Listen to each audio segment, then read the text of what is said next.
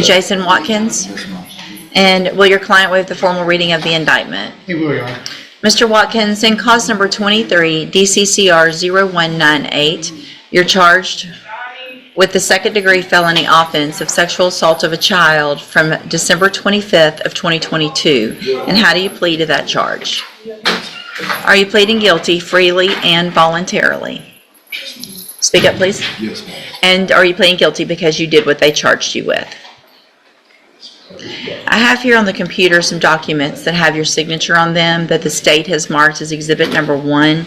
Before you signed these, did you go over them with Mr. Rojas? Yes, ma'am. Do you fully understand them? I fully understand. And do you understand, if I follow the agreement that you've made with the district attorney, that you will be waiving or giving up any right to appeal? Understand.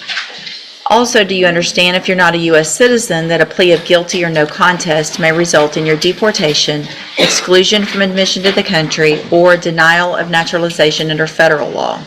Understand. U.S. citizen. And thank you. I have to ask everyone that. And did y'all fill out the? I'm just thinking about that, just we did not. Okay, so on these documents there is some information about sex offender registration requirements. And do you understand that as a result of this plea that you will be required to register as a sex offender?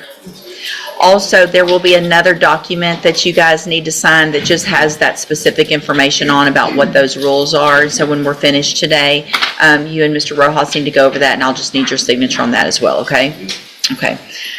State tenders number 1. No objection. It's admitted. Is there any evidence that Mr. Watkins is not competent? No, Your Honor. All right, Mr. Watkins, I'm going to find that you entered your plea of guilty freely and voluntarily. Find that you're mentally competent and you understand the nature and the consequences of that plea.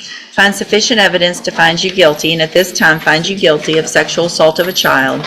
Sentence you in accordance with your agreement to a term of 10 years in the institutional division of the Texas Department of Corrections. You will receive credit on that sentence for any time that you've been in custody that the law gives you the right to receive. I'm handing you the trial court certification that shows this was an agreement that I followed, and so you've waived your right to appeal. I have also handed you a written admonishment regarding your ineligibility to possess a firearm or ammunition. Because of the judgment entered against you, you're ineligible under Texas law to possess a firearm or ammunition. Possession of a firearm or ammunition could lead to charges against you. Firearm is a legal term, and you should read the written admonishment I provide you to see what devices qualify as a firearm. If you have questions about the laws that make you ineligible to possess a firearm or ammunition, or about how long that lasts, you can talk to Mr. Rojas. All right, good luck to you, sir, and y'all get that that one more paper signed for me, okay? Thank you.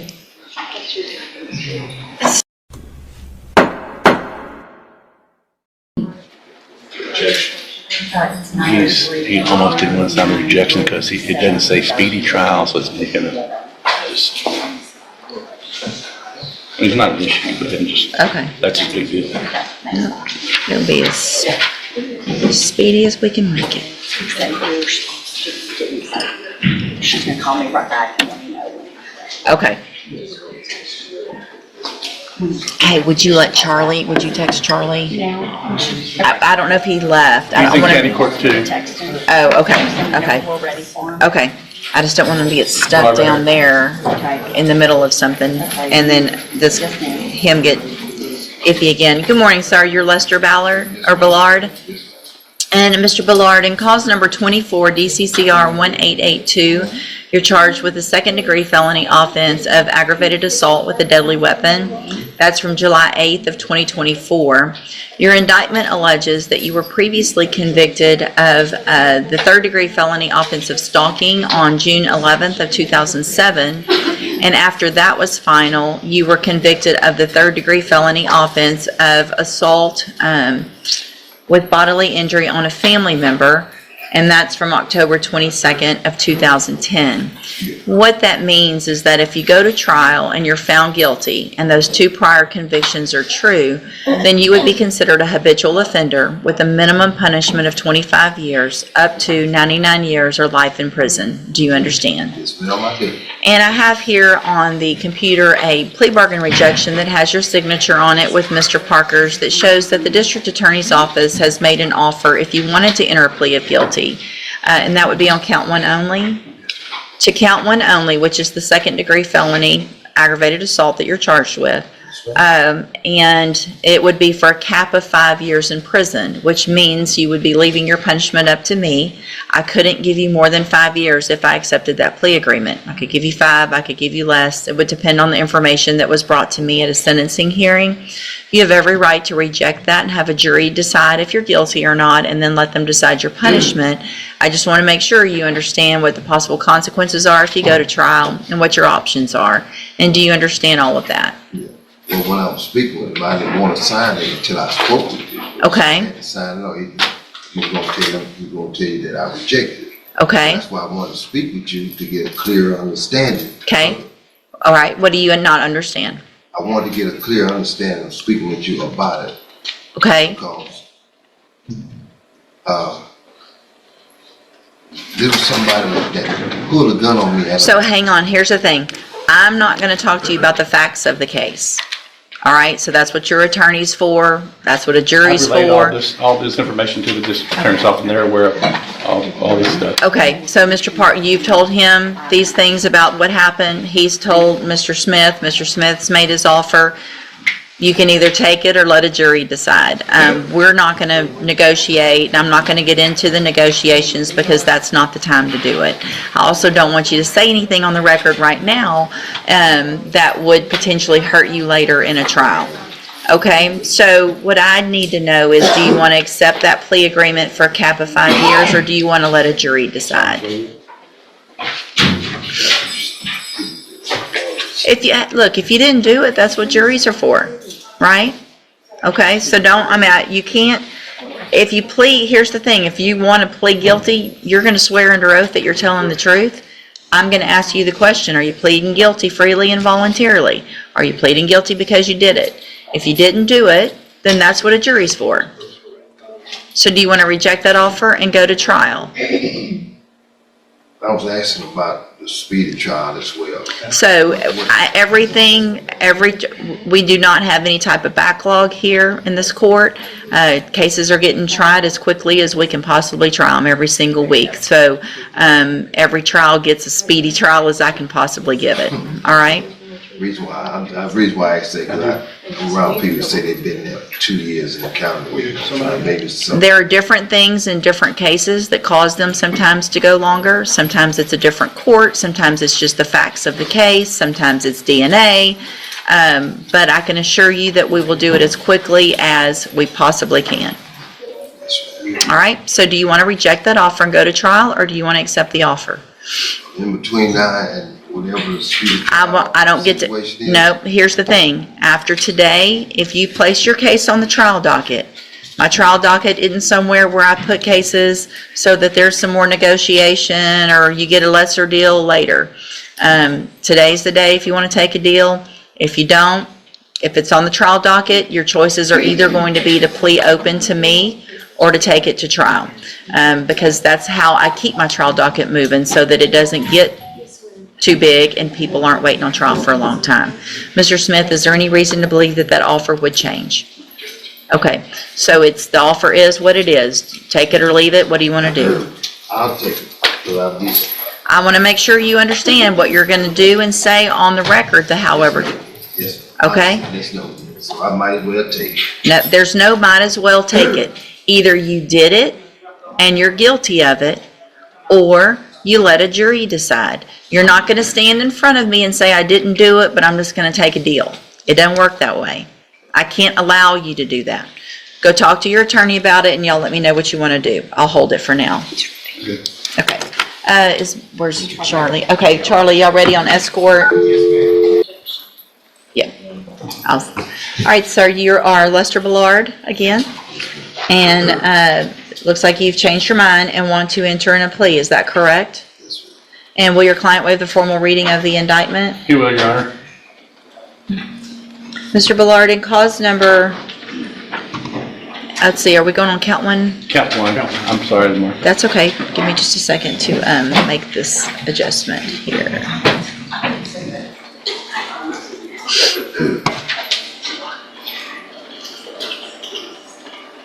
All right. The state is elected to proceed in count one only In cause number 24, DCCR 1882, it charges you with the second-degree felony offense of aggravated assault with a deadly weapon from July 8th of 2024. And how do you plead to that charge? Are you pleading guilty freely and voluntarily, and because you did what they've charged you with? I have here on the computer some documents that have your signature on them that the state has marked as Exhibit Number 1. Before you signed these, did you go over them with Mr. Parker? Do you fully understand them? And do you understand, if I follow the agreement that you've made with the district attorney, that you'll be waiving or giving up any right to appeal? Also, do you understand, if you're not a U.S. citizen, that a plea of guilty or no contest may result in your deportation, exclusion from admission to the country, or denial of naturalization under federal law? State tenders number 1. No objection. It's admitted. Is there any evidence that Mr. Ballard is not competent? No, Your Honor. All right, sir, I'm going to find that you entered your plea of guilty freely and voluntarily, find that you're mentally competent and understand the nature and the consequences of that plea, find sufficient evidence to find you guilty, and at this time find you guilty of aggravated assault with a deadly weapon, sentence you in accordance with your agreement to a term of 3 years in the Institutional Division of the Texas Department of Corrections. You will receive credit on that sentence for any time that you've been in custody that the law gives you the right to receive. There is an affirmative finding of a deadly weapon. I'm handing you the trial court certification that shows this was an agreement that I followed, and so you have waived your right to appeal. I've also handed you a written admonishment regarding your ineligibility to possess a firearm or ammunition.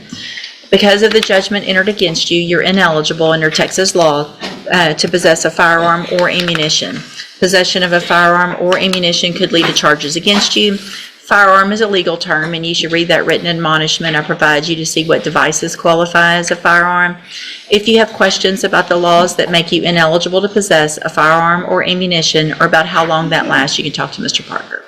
All right, good luck to you, sir. You go back with the bailiff. All right, you're Christopher Bushnell. And so Mr. Bushnell has 2 cases: an evading arrest or detention with a motor vehicle, and engaging in organized criminal activity, and cause numbers 25-0112 and 0113. There was previously an agreement, motion, and a plea agreement for 10-year deferred probation. We were here because of the issues in the jail. I rejected that because if I were going to go along with that, I was going to order the ISF. And so we're back here, and then, so let me ask you, I should tell you what's bad is when I remember stuff, Mr. Bushnell. Your birthday's in October, right? No, December.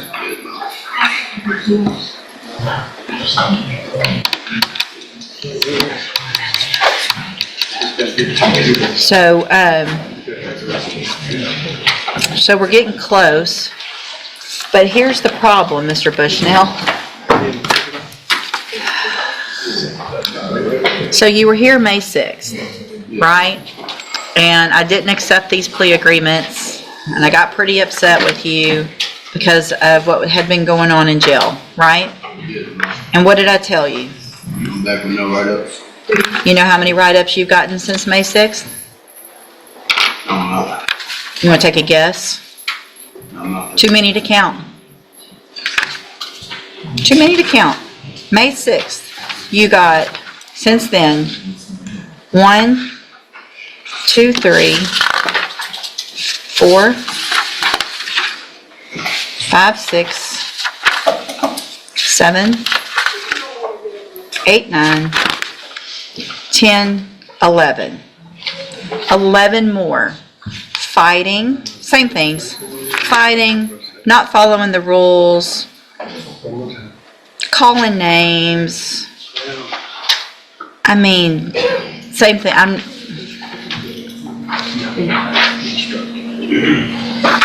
You don't like following rules, do you? I do. You do? What part of calling a correctional officer the names that you've been calling is appropriate? It's not. It's not. So why would you keep doing it after I told you? I told you, go just be good for a month. 1 month, be good, follow the rules. And it's one thing if you've got another inmate running up on you fighting and that was your excuse, but it's not. I'm not accepting any plea agreements.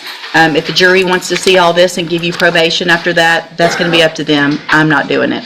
Go back with the bailiff. We'll set your case for, well, let me do this. Ms. Holmes has been appointed as your attorney, and she's one of the attorneys who handles a lot of cases for me as a court-appointed attorney. What I can do is release her and appoint a new attorney who can begin preparation for trial. Do you want me to do that? Or do you want to keep Ms. Holmes? All right, Ms. Holmes, get ready for trial. And let me tell you what you're doing. You're making her job hard. She's trying to help you. I wanted to try to help you. If you came in today and didn't have all this nonsense, I'm looking at it over and over, calling them the B word, not doing what you're supposed to, saying, I don't care, write me up, I don't care. If you don't care, then I don't care. Because I tried last time when we had this conversation. So your case is going on the trial docket, and again, we'll let a jury decide what to do with you. Go back with the bailiff. Where you have a little more. Good morning. Are you Marissa Tibbetts? Yes, ma'am. And will your client waive the formal reading of the motion in each of her cases? She would, Your Honor. Okay. Ms. Tibbetts, in cause number 1828, well, before we do that, raise your right hand the best you can, please. Do you swear or affirm the testimony you're going to give in this hearing will be the truth, the whole truth, and nothing but the truth? Thank you. You can put your hand down. And Ms. Tibbetts, excuse me. I have in cause number 1828754, I have a motion to revoke your unadjudicated probation.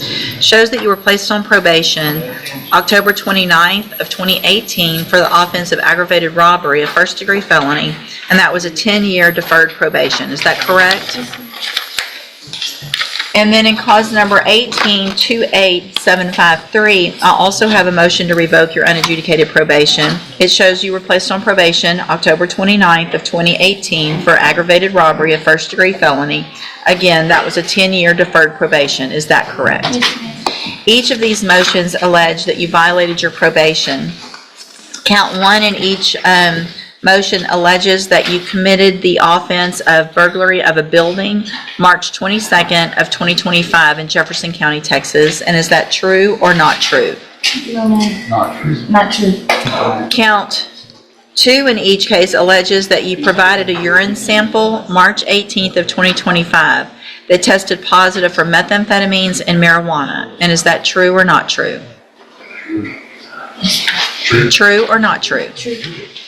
Count three in each of the cases alleges that you were at a location other than your residence at 11:15 p.m. March 22nd of 2025. And is that true or not true? I'm sorry? Not true. Okay. Count four in each case alleges that you are behind in your court-assessed fees, and it's just a little bit in each case, $29.01. If there's one theme running through this entire docket, it's accountability.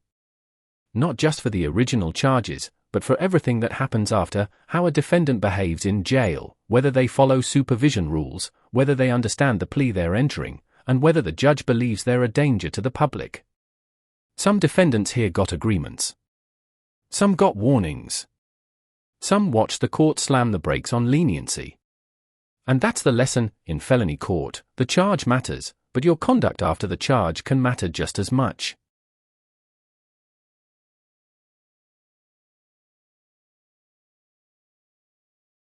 And 37 in the other. Is that true or not true? Yes, true. Did you enter your pleas of true in each of the cases to counts 2 and 4 freely and voluntarily? The counts that you pled true to, 2 and 4, did you do that voluntarily? Yes, ma'am. And did you plead true to those counts because those two are actually true? Yes, ma'am. All right, then I'm going to find that you entered your pleas of true to counts 2 and 4 freely and voluntarily. Find those counts true. Find sufficient evidence in each case to find you guilty and revoke your probation, but I'm not going to do that today. Going to reset your cases for a hearing. The state on that date, if they want, can put on evidence with regard to any other allegations. And anything that you think is important for me to know, get that information to Mr. Kimler. He will present it to me on your behalf when we come back. I'll also get probation to do an updated report as well. All right, you can go back with the bailiff. Your Honor, if I may, this is deferred. I think the court has set bonds in the cases that are relatively high. I believe they're. Do you want to file a motion for, if I've already had a hearing with another attorney, I don't, unless there's some change of circumstances, I don't, we're not going to do that today for sure. But I would need some change of circumstance if I've already had a hearing. When the reset is, can we get a speedy reset? Your Honor, or how long? You're going to get the same reset on a motion that we get so that everybody can get prepared and so that that updated report can get taken care of. I'll be out to see you. Good morning, sir. You David Wayne James? Yes, ma'am. And Mr. Parker, will your client waive the formal reading of the indictment and the motion? Yes, Your Honor. Mr. James, in cause number 250522, you're charged with the third-degree felony offense of collision involving serious bodily injury from February 16th of 2025. And how do you plead to that charge? I plead no contest. You either did it or you didn't do it. I plead guilty. Are you pleading guilty freely and voluntarily? Yes. And are you pleading guilty because you actually did what they've charged you with? Right. All right. Then I'm going. I have here on the computer in that case some documents that have your signature on them that the state has marked as Exhibit Number 1. Before you signed these, did you go over them with Mr. Parker? Yes, that's right. Do you fully understand them?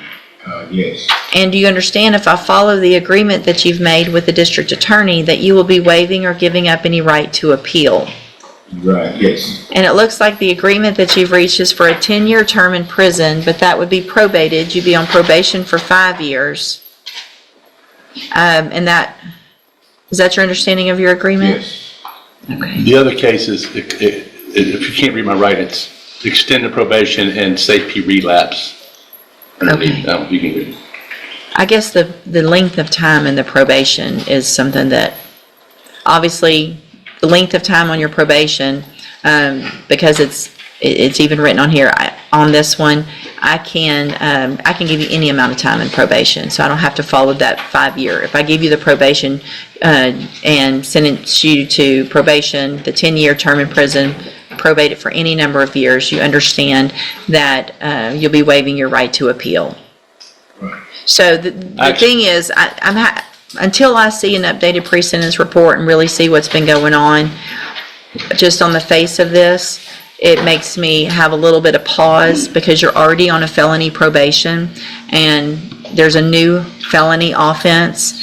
And so I'm not sure that the length of time of only 5 years is something that I'm willing to go along with, but I'll take a look at it when we come back for sentencing. Do you understand? Yes. You know, I've explained that to him, and I've explained to him that some courts don't even consider that. They automatically do it 10, but if you do everything you're supposed to do, the judge can always let you off probation early. Correct. Do you also understand, if you're not a U.S. citizen, that a plea of guilty or no contest may result in your deportation, exclusion from admission to the country, or denial of naturalization under federal law? Yes. State tenders number 1 in that No case? objection. It's admitted. Is there any evidence that Mr. James is not competent? No, Your Honor. All right, sir, in 250522, I'm going to find that you entered your plea of guilty freely and voluntarily. Find that you're mentally competent and you understand the nature and the consequences of your plea. Find sufficient evidence to find you guilty. However, I am going to reset your case so that the probation department can do a pre-sentence report, give me an update, obviously, on the probation case, as well as more information on this offense, and then we'll come back later for sentencing. Now, in cause number 1523545,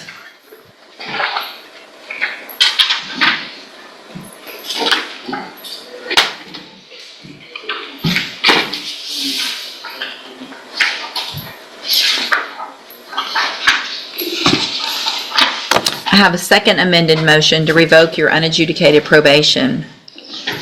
Shows that you were placed on probation November 13th of 2017 for the offense of burglary of a habitation, a second-degree felony, and that was a 10-year deferred probation. Is that correct? This motion alleges that you violated your probation. Count 1 alleges that you committed the new offense of possession of a controlled substance, February 3rd of 2025 in Jefferson County, Texas. And is that true or not true? It's true. Count 2 alleges that you committed the offense of possession of drug paraphernalia on February 3rd of 2025. And is that true or not true? It's true. Count 3 alleges that you failed to avoid persons or places of disreputable or harmful character, specifically by associating with past associates who are actively using illegal substances. Is that true or not true? It's true. Count 4 alleges that you provided a urine sample September 23rd of 2024 that tested positive for cocaine. Is that true or not true? Count 5 alleges that you provided a urine sample January 27th of 2025 that tested positive for methamphetamine. Is that true or not true? Count 6 alleges that you failed. Nope, we're going to keep going. I want to know all of this if I'm going to consider leaving them on probation. Thank you, though. Count 6 alleges that you failed to abstain from the use of any and all intoxicating substances, including alcohol, and that you provided a urine sample on February 3rd of 2025 that tested positive for alcohol. Is that true or not true? Count 7 alleges that you're behind in your court-assessed fees as of February 3rd, 2025 in the amount of $1,689. Is that true or not true? That's true. Count 8 alleges that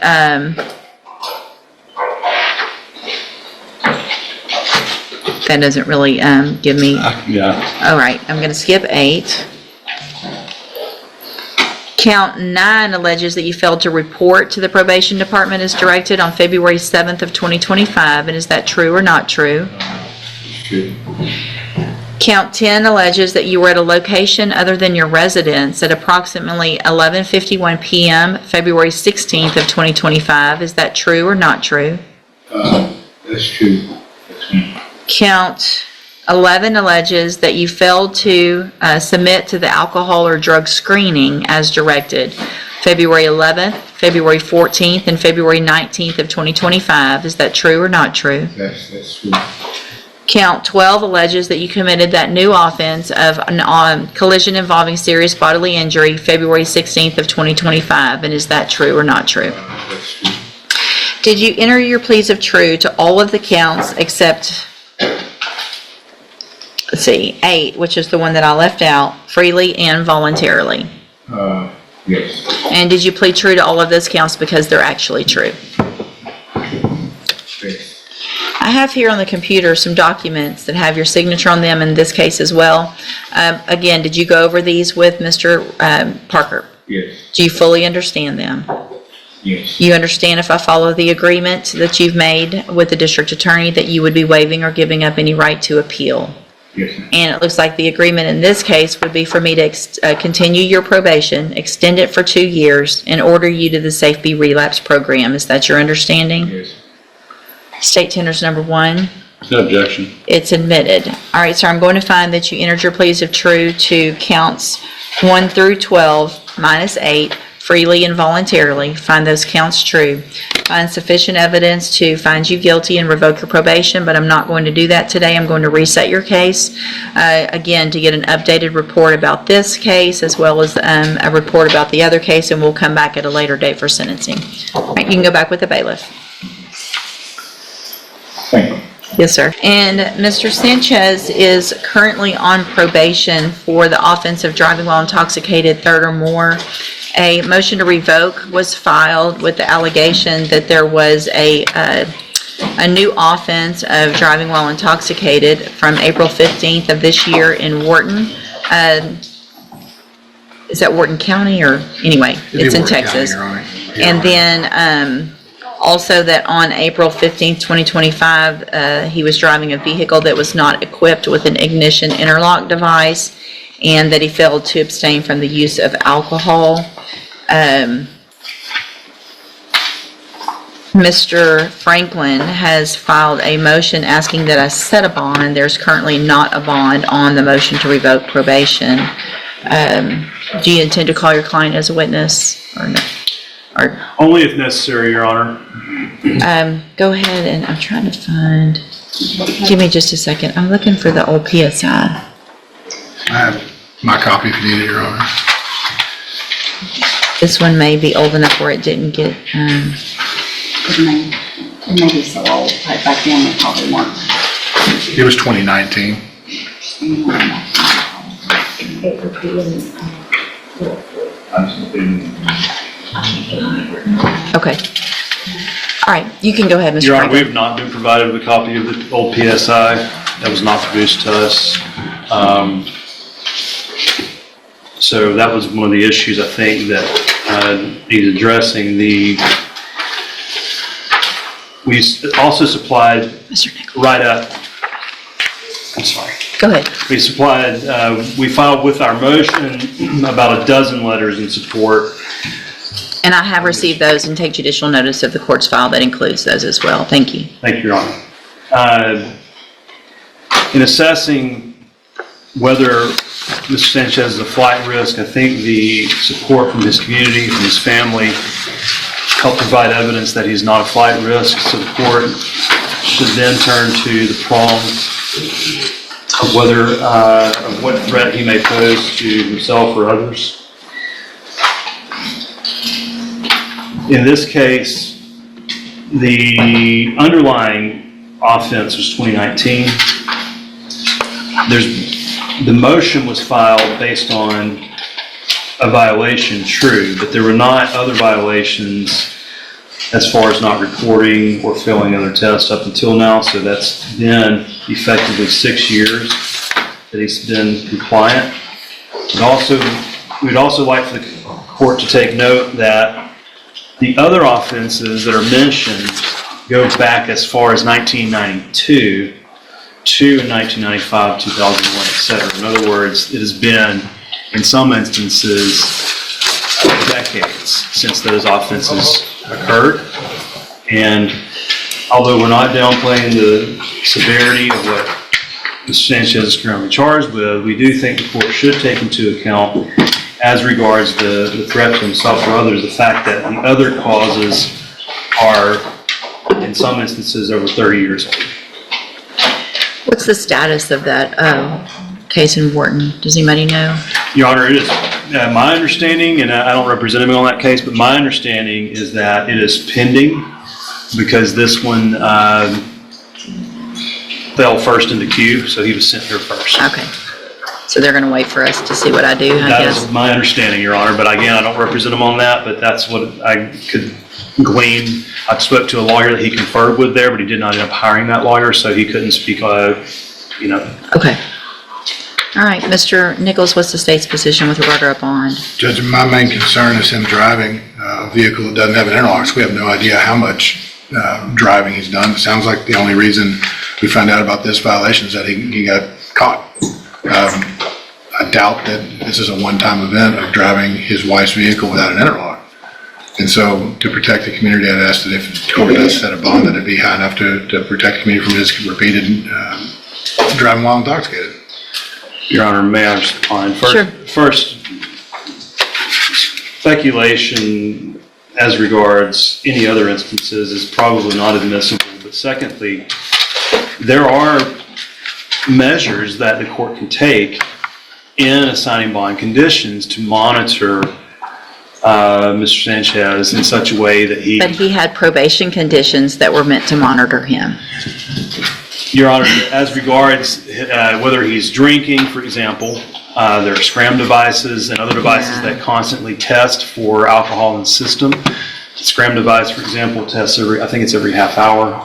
Yeah, so here's where I am on this. Mr. Sanchez had at least, this is his fourth conviction that we know of for a DUI. I know there were some other arrests that we didn't have the disposition. Looks like, at least according to some of the information I've received, that there's been 7 or 8 arrests. This was a cap. Including those as well, Your Honor. Okay, that's overruled. They think with regard to setting bond under 17.15, I'm able to take into consideration everything that is at my disposal. And in fact, I'm required to take into account everything that is at my disposal with regard to prior offenses. With the most recent bail reform as well as the ones from a couple years ago. So I guess my worry isn't necessarily the reporting or him fleeing. My concern is for the safety of the community. And this was a cap of 8 years when I gave him this probation, probably against the argument of counsel from the state, and gave him this opportunity. He's on probation, commits another. We're lucky we're not here for an intox assault or even worse. I am going to deny the motion for a bond at this time. If there is any likelihood at all that I would leave Mr. Sanchez on probation, it would absolutely be with some type of treatment. And so I'm not going to allow him to get out and even with the scram or anything else and put the community in danger. All right, we'll get it set for an announcement within about 30 days or so, and then we'll see where we get on the case. Thank you, Judge. Thank you, sir. You can go back with the bailiff.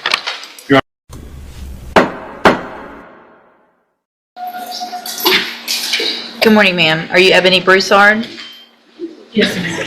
And Ms. Broussard is on probation in cause numbers 19-32518, 19-32806, and 21-36615 for the offenses of escape while arrested, assault on a peace officer, and possession of a controlled substance. There's been motion to revokes filed in all three of those cases. And Mr. Nix, what is the announcement? Your Honor, I've spoken with the state. I think we have something in the works. I think we both like a 2-week reset. And I think in 2 weeks, some offers that we made to the state to try to resolve these issues will be made whole at that time, and I think this will be worked out at the 2-week reset. Any issue, Ms. Malfino? Judge, I have spoken at length with Ms. Johnson, who has worked with this defendant for a long time now. Of course, respect her position ultimately, in that she is the one who actually works with her. There are quite a bit of arrears due in this case. Ms. Broussard has been ordered previously to pay those with forms of income such as her tax return, et cetera. She has been defiant in doing that to the probation